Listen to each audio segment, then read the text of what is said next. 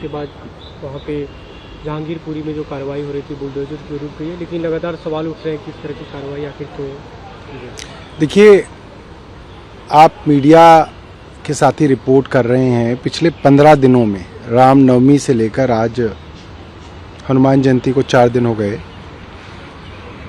देश के अलग अलग 7 राज्यों के अंदर भाजपा ने दंगे कराए।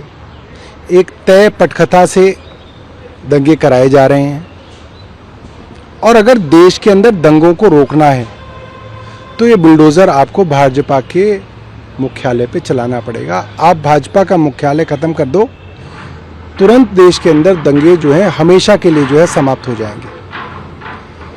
पिछली बार दिल्ली के अंदर अमित शाह जी ने 2020 में दंगे कराए, दोबारा अमित शाह जी होम मिनिस्टर हैं, उनके कारण दिल्ली में दोबारा दंगे हुए।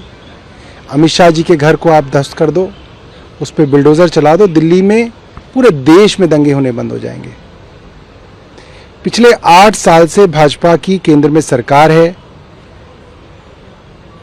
और भाजपा ने देश के अंदर अलग अलग राज्यों में, अलग अलग शहरों में रोहिंग्या और बांग्लादेशियों को बसाया।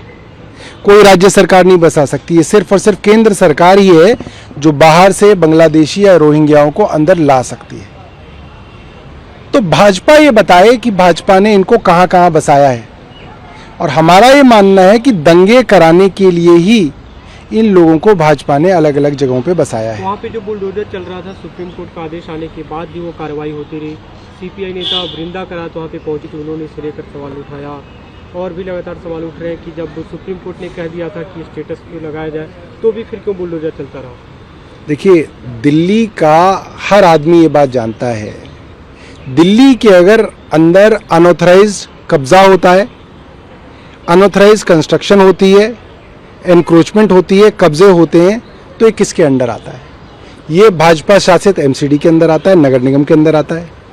पिछले 15 सालों से ये कब्जे क्यों हो रहे हैं? 15 साल से तो दिल्ली नगर निगम में भाजपा की सरकार है।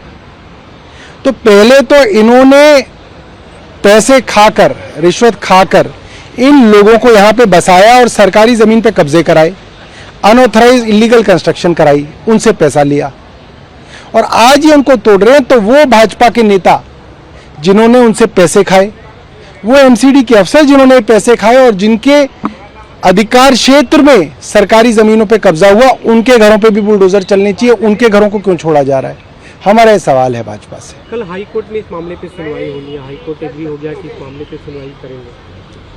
देखिए, सुनवाई तो कोर्ट्स के अंदर होनी चाहिए और कोर्ट्स जो न्याय संगत होगा उसके ऊपर कार्रवाई भी करेंगे, मगर हमारा सवाल तो भाजपा की सरकार से है कि 15 साल से आपके भाजपा के राज के अंदर एमसीडी की नाक के नीचे इल्लीगल कब्जे कैसे हो गए? आपने क्यों करने दिए? कोई रातों रात तो नहीं हो जाते।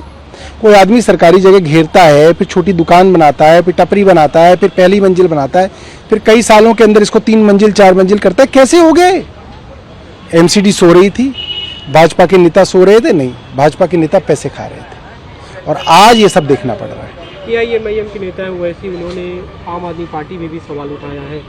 अरविंद केजरीवाल का भी उन्होंने जिक्र किया था कि आप इस तरह से धोखा दे रहे हैं लोगों को, जहांगीरपुरी के जो लोग कि उनकी अपनी एआईएमएम की और भाजपा की एक अपनी राजनीति है। ये दोनों कट्टरपंथी दल हैं, ये दोनों ही दल ऐसे हैं जो लोगों के अंदर दूसरी जाति और दूसरी समुदाय के लिए गुस्सा भरते हैं, नफरत भरते हैं। तो हम इन लोगों से ज़्यादा इंटरेक्ट नहीं करना चाहते।